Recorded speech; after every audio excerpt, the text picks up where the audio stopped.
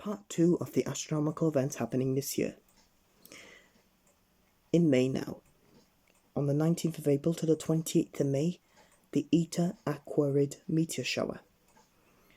The Eta Aquarid meteor shower is active between 19th of April and 28th of May, peaking between midnight and dawn on the 5th of May, with a predicted rate for up to 40 meters per hour. This shower is more visible for the southern hemisphere and will appear low in the sky in the northern hemisphere in the early hours pre-dawn.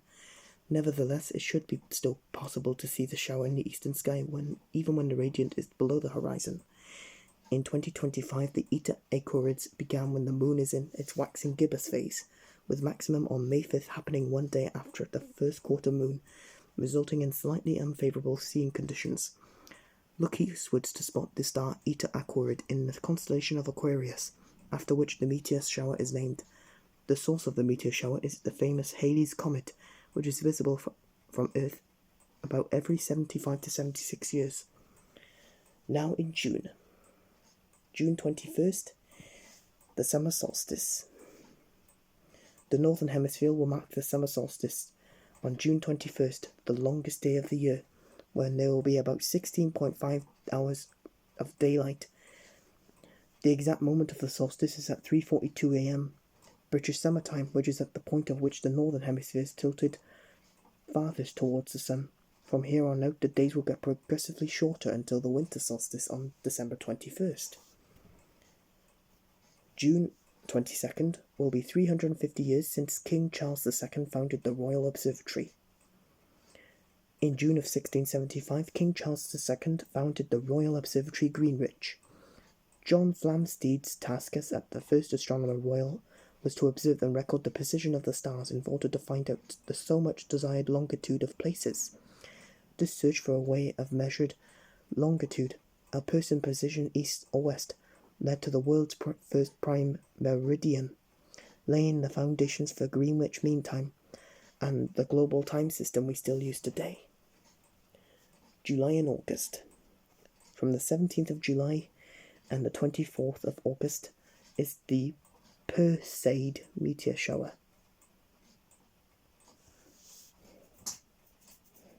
In July and August, the Perseid meteor shower will occur, a highlight of many astronomers' calendars, and due to its high hourly rate and bright meteors, at the peak you could see up to 150 meters per hour, and you might even catch some fireballs too. In 2025, the Perseid meteor shower is active between the 17th of July and the 24th of August, with the shower peaking on 12th of August. This year, sadly, the maximum of the shower falls 3 days after the full moon, so viewing conditions won't be optimal. However, the long duration of the shower means you have plenty of dark opportunity to see some Perseid meteors, like around the new moons of July 24th or the 23rd of August. The shower will appear to radiate from the constellation of Perseus. Find a dark spot and look there for the best chance of seeing some shooting stars. September now. There will be a total lunar eclipse. The moon will rise above the horizon just in time for us to see the lunar eclipse from the UK. The eclipse's maximum will occur at 7:33 British summer time, as the eclipse's actual maximum at 7:11 p.m. happens when the moon is below the horizon. The moon will then gradually move out of the Earth's shadow until 9:55 p.m. During the eclipse, the moon will appear a red hue because it will be illuminated by light that has passed through the Earth's atmosphere and been bent backwards towards the moon by refraction. As the moon will be low on the horizon and quite difficult to see, find a high point with a clear view to east to see the most of this eclipse. September 19th will be a lunar occultation of Venus. In September, we'll get to observe the motion of the solar system in action as Venus takes its turn to temporarily disappear behind the moon. This lunar occultation will be visible from Africa, Western Russia, Canada, Asia, and Europe, including London. Venus will pass behind the moon at 12:55 p.m. British Summer Time and appear around 2:14 p.m. British Summer Time. September 21st, Saturn at its best. Saturn reaches opposition on September 21st, meaning it will directly be opposite the Sun in the sky and therefore looks especially bright to us. As one of the more visible planets to reach opposition, this could be a good opportunity to try and capture some photos of the gas giant.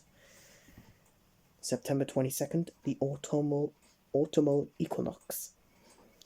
In 2025, the autumnal equinox will occur on September 22nd at 7:20 p.m. British Summer Time. On this day, the sun will illuminate the northern and southern hemispheres equally. A day and night will be roughly the same length.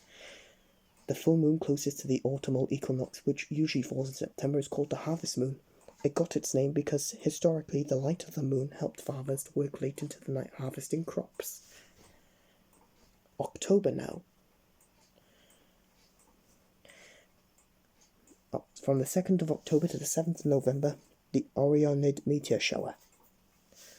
With a maximum rate of around 25 meteors per hour, the Orionid meteor shower is active from October 2nd to the 7th of November and peaks with a broad maximum lasting about a week around October 22nd. What's more, in 2025 the moon will be new at the peak, meaning the sky will be nice and dark to spot some meteors. Orionid meteors tend to be particularly fast with persistent trains. They originate from Comet 1P/Halley, famously known as Halley's Comet. November. The Pleiades, the Seven Sisters. November this is. November is a great time to observe the Pleiades star cluster, one of the most easily recognizable asterisms, which means a pattern of stars, to spot in the night sky. During the winter, this open star cluster sits within the constellation of Taurus, the bull, and is visible with the naked eye. While you may assume there are only 7 stars in the cluster, there are actually over 1,000, but only 6 are usually visible with the naked eye. Stargazers with sharper eyes, however, may be able to spot more members of the family. No viewing equipment is needed to see the sisters, but taking a look with binoculars or a telescope will allow you to look closely at individual gems within the cluster. The 5th of November and the 4th of December are supermoons. Ever looked up at the moon and thought it looked particularly big and bright? Your eyes probably weren't deceiving you.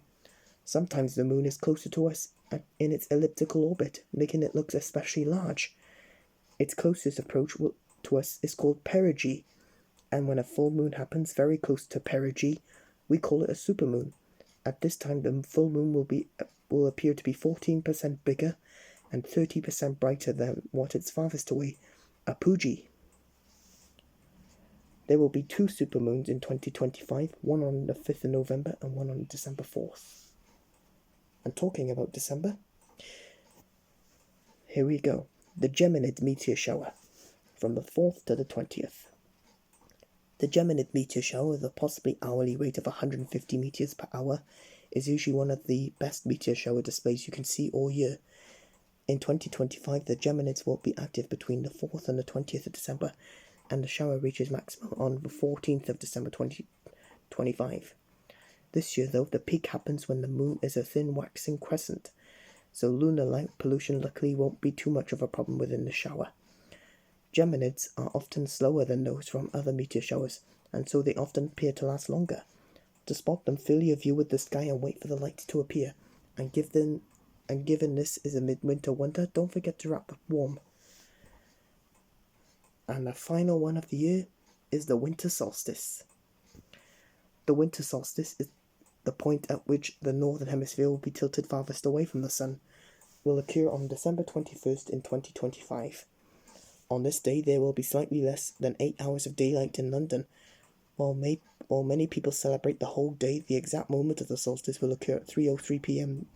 Greenwich Mean Time. That's all. Time for our bedtime bird.